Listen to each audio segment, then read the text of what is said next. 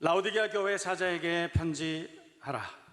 아멘이시오 충성되고 참된 증인이시오 하나님의 창조의 근본이신 이가 이르시되 내가 내 행위를 아노니 내가 차지도 아니하고 뜨겁지도 아니하도다. 내가 차든지 뜨겁든지 하기를 원하노라. 내가 이같이 미지근하여 뜨겁지도 아니하고 차지도 아니하니 내 입에서 너를 토하여 버리리라. 내가 말하기를 나는 부자라 부요하여 부족한 것이 없다 하나 내 곤고한 것과 가련한 것과 가난한 것과 눈먼 것과 벌거벗은 것을 알지 못하는도다. 내가 너를 권하노니 내게서 불로 연단한 금을 사서 부요하게 하고 흰옷을 사서 입어 벌거벗은 수치를 보이지 않게 하고 안약을 사서 눈에 발라 보게 하라. 물론 내가 사랑하는 자를 책망하여 징계하노니 그러므로 내가 열심을 내라. 회개하라. 볼지어다 내가 문 밖에 서서 두드리노니 누구든지 내 음성을 듣고 문을 열면 내가 그에게로 들어가 그와 더불어 먹고 그는 나와 더불어 먹으리라. 이기는 그에게는 내가 내 보좌에 함께 앉게 하여 주기를 내가 이기고 아버지 보좌에 함께 앉은 것과 같이 하리라. 귀 있는 자는 성령이 교회들에게 하시는 말씀을 들을지어다. 아멘. 여러분, 교회 안에 예수님 계셔야 되는 것 아니에요? 우리 심령 안에 계셔야 되는 것 아닙니까? 우리 곁에 계셔야 되는 것 아니에요? 그런데 오늘 성경 보니까 예수님이 우리 곁에 계시는 것이 아니라 우리 안에 계시는 것이 아니라 문 밖에 서 계시다는 거예요. 그래서 이 본문을 자세히 제가 묵상하게 되었습니다. 여러분, 7개의 교회가 있는데 그 중에서 1개 교회를 제외하고는 대부분의 교회들이 책망을 많이 받았습니다. 그래서 그 책망받은 내용들이 도대체 뭘까? 이 시대의 교회들에 대해서 뿐만 아니라 이 시대의 모든 성도들과 그리고 예수 믿는 가정들에 대해서 주시는 하나님의 말씀이 뭘까? 이 라오디게아 교회의 이 편지의 내용을 통해서 우리가 하나님 우리에게 주시는 말씀을 한번 경청해 보려고 제가 묵상해 봤습니다. 책망을 많이 받았습니다. 그런데 이 라오디게아 교회는 어떤 교회일까? 저는 터키나 그리스나 이쪽에 제가 성지순례를 다녀온 적이 없습니다. 언젠가는 한번 가보려고 제가 생각은 하고 있습니다. 그런데 그래서 제가 라오디게아라고 하는 곳이 어떤 곳인지, 그 성전은 어떻게 생겼었는지 제가 검색을 좀 해봤습니다. 그랬더니 지금은 기둥밖에 남지 않았는데 그 굉장히 화려했었고 아마도 굉장히 큰 교회였을 것이다. 그 사진만 봐도 그 교회가 얼마나 웅장했는지를 금방 알 수가 있었습니다. 그리고 그 옆에는 어마어마하게 큰 제우스 신전도 그렇게 있었습니다. 아마도 그 라오디게아를 다녀오신 분들이 많이 계실 것 같은데, 그런데 그 라오디게아는 그 위쪽에 골로새도 있고 에베소도 있고 큰 교회들이, 큰 도시들이 있어서 아마도 교통의 요충지였던 것 같습니다. 뿐만 아니라 직물로 유명했죠. 여러분, 직물이 유명했고 옷감이 유명했고 그랬다는 게 뭘 뜻하는 걸까요? 멋쟁이들 많았다, 부자들 많았다, 문화의 수준이 좀 높지 않았을까, 그런 생각을 하게 됩니다. 뿐만 아니라 이 라오디게아는 부자들도 아마 많았던 것 같습니다. 그리고 유명한 학교들이 그곳에 많이 있었다는 거예요. 그러니까 학력 수준도 대단히 높은 곳이었습니다. 어찌 보면 라오디게아 교회는 밖으로 핍박도 없었고 안으로 이단이나 부도덕한 것도 없었고 재정도 넉넉하고 어찌 보면 모든 조건이 풍요로운 그런 교회가 아니었겠느냐. 뿐만 아니라 이 라오디게아는 바울 사도가 가서 교회를 개척한 곳입니다. 그래서 오늘 라오디게아 교회는 바울이 개척한 교회였기 때문에 얼마나 많은 사람들이 뜨거운 열정을 가지고 교회를 섬겼겠습니까? 참 좋은 교회였습니다. 누가 보더라도 아무 결점이 없는 좋은 교회가 아니었을까?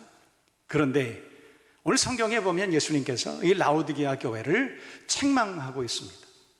그런데 이 책망하는 내용을 제가 꼼꼼히 들여다봤습니다. 도대체 예수님은 뭘 그렇게 책망하셨을까? 그런데 가만히 문맥을 다 뒤져봤습니다. 그랬더니 몇 개 단어가 딱 나오는데 부자였기 때문이라는 거예요.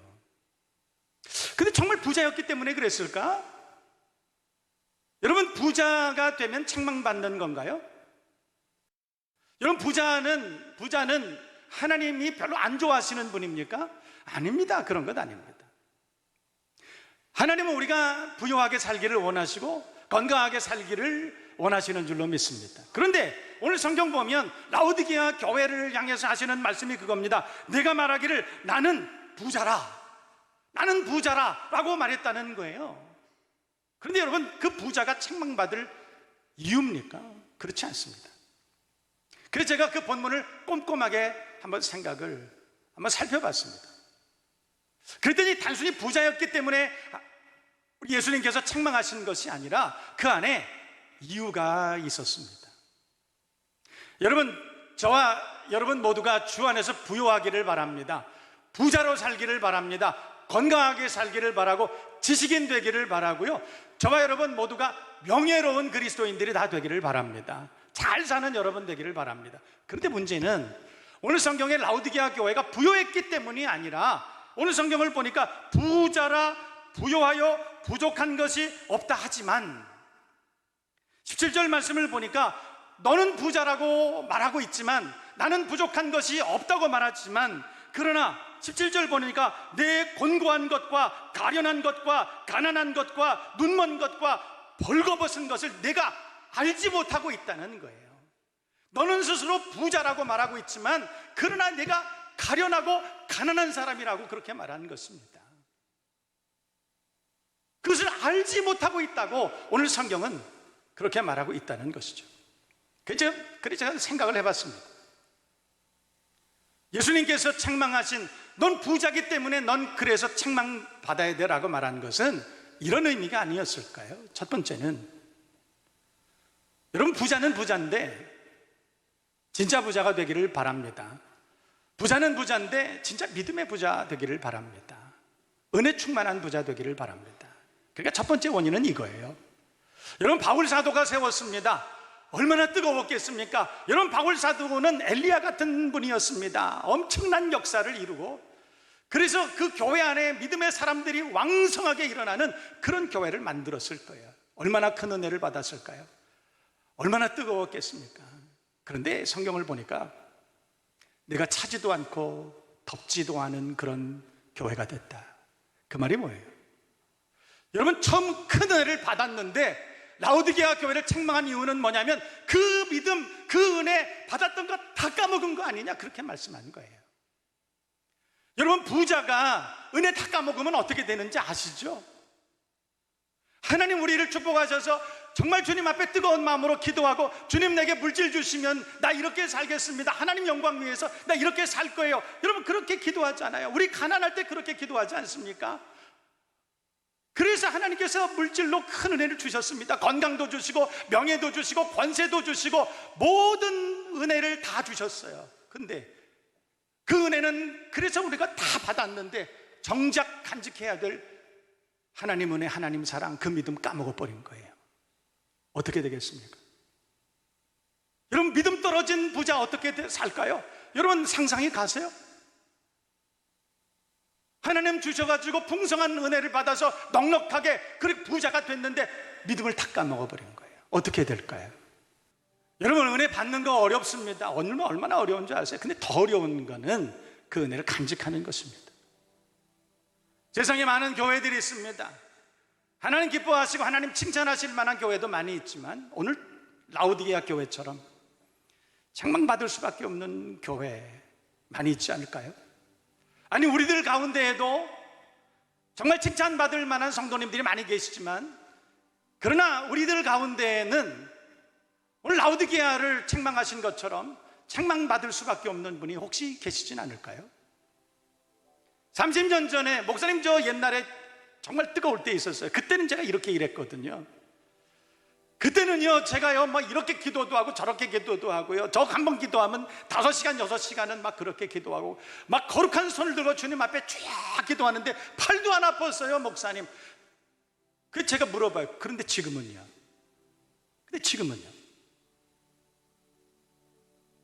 여러분 어떠세요? 10년 전, 20년 전에 우리 예수 만나고 너무 뜨거웠고 그때는 십자가만 봐도 눈물이 났고 감사가 넘치고 무슨 일을 내게 맡기시더라도 난 감사하고 아멘하고 그렇게 하려고 또 그렇게 하겠다고 결단하고 헌신하고 막 서원하고 막 그러지 않았어요? 근데 다 까먹은 거예요. 여러분, 예수 믿는 사람이 은혜 떨어지면, 은혜 까먹으면 어떻게 되는지 아시죠? 형편없습니다. 얼굴은 시커멓고요, 매사에 부정적이고요, 항상 그 안에 분노가 자리 잡고 있고요, 사람들에게 가시돋친 말을 하고요, 무슨 일을 해도 순종하지 않습니다. 자기 생각에 사로잡혀 있고요. 그렇게 되죠. 오늘 라오디게아 교회는 부자기 때문에 책망한 것이 아닙니다. 받은 은혜를 소멸했기 때문입니다. 받은 은혜 다 소멸하고 그 안에 있는 본성이 나타나기 시작한 거예요. 악한 자 안에 처한 세상, 우리가 본질상 진노의 자녀들, 우리가 그렇게 살아가고 있잖아요. 이 어두움에 속한 세상에 우리가 그렇게 살아가고 있지 않습니까? 오늘날 하나님 은혜로 우리가 주님 앞에 나와서 우리 옛사람 다 버리고, 그리고 하나님 앞에 새로운 피조물로 그렇게 믿음, 그렇게 신앙생활 시작했지 않습니까? 근데 돌아간 거예요. 그 옛날로 돌아가 버린 것입니다. 여러분, 교회가 왜 비난받습니까? 왜 교회 밖에 있는 사람들이 교회에 손가락질합니까? 성경에 이상한 이야기가 기록되어 있기 때문에 그런가요? 교회에 들어와 있는 사람들이 학력이 낮습니까? 아니, 그렇지 않습니다. 부자예요. 지식인들입니다. 훌륭합니다. 그런데 받은 은혜를 다 소멸했기 때문입니다. 회복해야죠. 오늘 하나님께서는 성경을 통해서 그렇게 말합니다. 돌아오라, 회개하라. 회개하라. 안약을 사서 바르고 회개하라. 우리 그렇게 말씀하고 있습니다. 또 하나의 문제 있습니다. 여러분, 부자라서 책망받은 것이 아니라요, 그 교회 안에는 은혜가 뭔지 모르는 사람이 많이 있었지 않았을까? 여러분, 교회 안에는 모든 사람들이 다 은혜 충만한 것 아닙니다. 모든 사람들이 다 예수님 만나고, 모든 사람들이 다 은혜 충만하고 성령 충만하고 그러면 얼마나 좋겠어요. 그러나 그렇지 않습니다. 교회 안에는 아직도 은혜가 뭔지 모르는 사람들이 많이 있습니다. 기독교라고 하는 문화로 신앙생활을 시작하신 분들이 많이 있어요. 그분들에게 신앙생활이 아니라 문화생활이죠. 아직은 예수께서 그리스도이심을 알지 못하는 분들이 많이 계십니다. 아마도 그래서 라오디게아 교회는 책망받는 교회가 되지 않았을까요? 여러분, 오늘 성경은 그렇게 말합니다. 진짜 금을 가지고 부자가 되는 것이 아니라 불같은 시련을 통해서, 불같은 단련을 통해서 얻은 그 금으로 부요해지라, 그렇게 말씀하고 있습니다. 여러분, 불로 단련한, 불같은 시험을 통해서 단련한 금이라고 하는 게 뭐겠습니까? 높은 수준의 믿음입니다. 우리가 돈으로, 물질로, 금으로 부요해지는 것이 아니라 높은 수준의 믿음으로 부요해져야 되지 않을까, 우리에게 그렇게 권면하고 있는 것입니다. 저와 여러분 모두가 그 높은 수준의 믿음을 가지고 하나님 앞에 그렇게 부요하게 살 수 있는 믿음의 사람들이 다 되시기를 주님의 이름으로 축복합니다. 믿음 떨어진 분들 많이 계세요. 제가 목회하면서 보면 믿음 떨어진 분 많이 계십니다. 그리고 은혜가 뭔지 몰라서, 그래서 신앙생활을 하고 있지만 수도 없이 흔들리고 시험 들고 수도 없이 섭섭해하고 내가 이 믿음을 떠나야 되느냐 말아야 되느냐 고민하는 분 정말 많습니다. 왜 그럴까? 그리고 그 방법은 또 뭐가 있을까? 이걸 해결할 수 있는 방법 뭐가 있을까? 제가 많이 생각해 봤어요. 이유가 많이 있지만 여러분, 은혜 떨어진 것, 그리고 은혜가 뭔지 모르는 것도, 그것도 이유인데, 오늘 성경 보니까 라오디게아 교회는 너무 똑똑해서 그랬어요. 라오디게아에는 정말 유명한 학교들도 많이 있었습니다. 교육 수준이 높았다는 것이죠. 헬라 문화의 그 영향을 받아서 정말 똑똑한 사람들 많았습니다. 근데 여러분, 저는 목회하면서 참 많이 경험적으로 알게 됐습니다. 똑똑한 사람들 예수 믿기 정말 힘듭니다. 논리적이고 과학적이고 합리적이고 신사적입니다. 교양이 있습니다. 근데 그게 어려워요. 그게 어렵습니다. 왜냐하면 성경은 절대로 과학적인 책이 아니기 때문에 그렇습니다. 여러분, 어떻게 그 코에 생기를 불어넣어서 사람이 생명이 됩니까? 어떻게 죽은 자가 살아납니까? 어떻게 오병이어의 기적이 일어납니까? 어떻게 홍해가 갈라집니까? 어떻게 안진뱅이가 일어나 걸으라 그러면 일어날 수 있습니까? 더 가관은 일어나 걸으라 했을 때 일어났다고 할 때 성도들이 아멘 하는 거예요. 똑똑한 사람들은 견딜 수가 없어요. 어떻게 사람들이 저걸 아멘 하지? 여러분, 똑똑한 사람 예수 믿기 참 어려워요. 신앙생활이 어렵습니다. 라오디게아 교회는 아마 그런 교회가 아니었을까요? 아니, 우리 가운데 있는, 저와 여러분 가운데 있는 정말 똑똑한 분들 참 많이 계실 텐데 예수 믿기가 쉽지 않습니다. 저는 가끔씩 그런 분들 만나면 제가 권면합니다. 이렇게 하면 좋겠어요. 제가 뭐라고 말하냐면, 집사님 좀 금식 좀 한번 해보실래요? 한 40일이나 한 100일이나 한번 금식 한번 해보실래요? 그러면 깜짝 놀랍니다. 목사님, 저 다른 건 다 해도요, 저 금식은 진짜 못해요. 금식 못해요. 여러분, 금식이라고 하는 것은 단순히 밥을 먹지 않는다든지 물을 마시지 않는 것만이 금식이 아닙니다. 저는 그래서 가끔씩 그렇게 권면합니다. 집사님, 육성이 강하면요 영성이 좀 약해지게 돼 있거든요. 반대로 영성이 좀 강해지면 육성은 좀 약해지는 경향이 있습니다. 그래서 집사님, 우리 육성을 좀 약화시키는 것도 우리 신앙생활에 도움이 됩니다. 금식이요? 밥 안 먹고 물 안 마시는 것뿐만 아니라, 집사님 제일 좋아하는 거 있잖아요. 제일 좋아하는 거, 스마트폰 하루 종일, 하루에 몇 시간 보세요. 그거 한 40일 금식해 보실래요? 집사님 제일 좋아하시는 오락 있지 않습니까? 운동하시는 거 있잖아요. 조금 아쉽지만 한 40일이나 100일 한번 금식해 보실래요? 저는 그렇게 권면할 때가 있습니다. 세상으로부터 조금 우리가 단절하고 우리가 하나님의 음성을 들을 수 있는, 또 주님을 바라볼 수 있는, 주님만 바라볼 수 있는 그런 시간을 좀 가지는 것이 도움이 되지 않겠나. 오늘 성경은 회개하라 라고 그렇게 말합니다. 돌아오라 라고 그렇게 말씀하고 있습니다. 우리 스스로가 부자라고 생각하고, 우리 스스로가 부유하다고 생각하고, 그리고 멋대로 인생을 살아가던 그런 교회에 우리 주님께서는 돌아오라, 회개하라, 내가 문 밖에 서서 두드리노니 그 음성을 듣고 문을 열면, 그러니까 문 좀 열어다오, 이렇게 말씀하는 거예요. 저는 이 말씀을 묵상하면서 큰 은혜를 받았습니다. 만약에 저 같으면 라오디게아의 그런 모습을 제가 발견했다면, 제가 예수님이라면 아마도 포기했을 겁니다. 쟤는 가능성이 없어. 아무개 집사, 저 사람은 가능성이 없어. 저 같으면 포기했을 거예요. 그러나 오늘 주님께서는 내가 문 밖에 서서 두드리노니, 계속 두드리고 계신다. 문을 열어줄 때까지. 그런 생각이 났습니다. 어떤 안수 집사님 얘기죠. 교회에서 열심히 일했습니다. 수고 많이 했습니다. 어느 날 목사님이 재정을 좀 부탁을 했습니다. 그래서 재정을 맡아서 수고하게 됐습니다. 그런데 재정을 맡아서 수고하다 보니까 기분 나쁜 일 참 많아요. 목사님 왜 돈을 이렇게 쓰지? 교회 재정이 왜 이렇게 돌아가는 거야? 도대체 마음에 안 들어. 목사님께 몇 번 건의도 했습니다. 그랬더니 아니에요 집사님, 그건 이렇게 하는 거예요. 들어주진 않습니다. 화가 났습니다.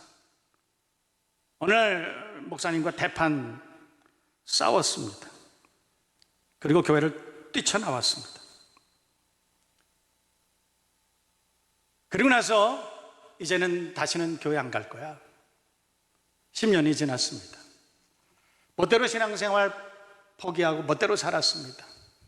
회사 직원들과 함께 부어라 마셔라, 그렇게 세상에 취해서 즐겁게 살아가고 있었습니다. 한 10년쯤 지났는데 어느 해 초에 회사 직원들이, 부장님 우리 토정 비결 좀 보러 가실래요? 그래서 토정 비결을 함께 보러 갔습니다. 점을 치는 분이 요령을 흔들면서 점을 칩니다. 그러다 점을 치다 갑자기 그런 거예요.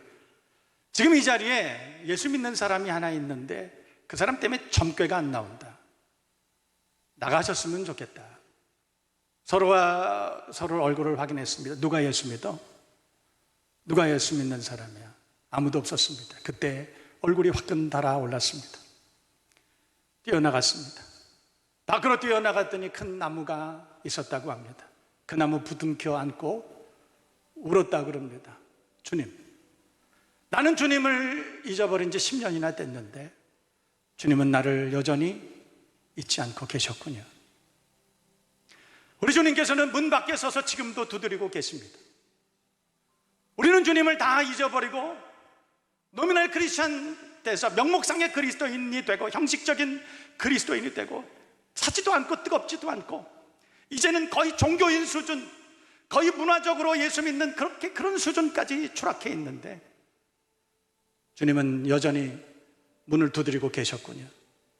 오늘도 주님께서는 저와 여러분의 심령에 찾아오셔서 문을 두드리고 계십니다. 그리고 말씀합니다.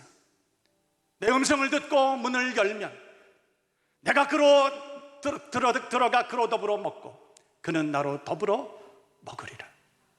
동행을 약속하셨습니다. 문을 여시지 않겠습니까? 다시 영접해 보시지 않겠습니까?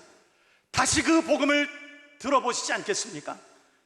우리 하나님께서는 저와 여러분들을 여전히 사랑하시고 더 크게 쓰시기를 원하시고 다시 쓰시기를 원하시는 분이십니다.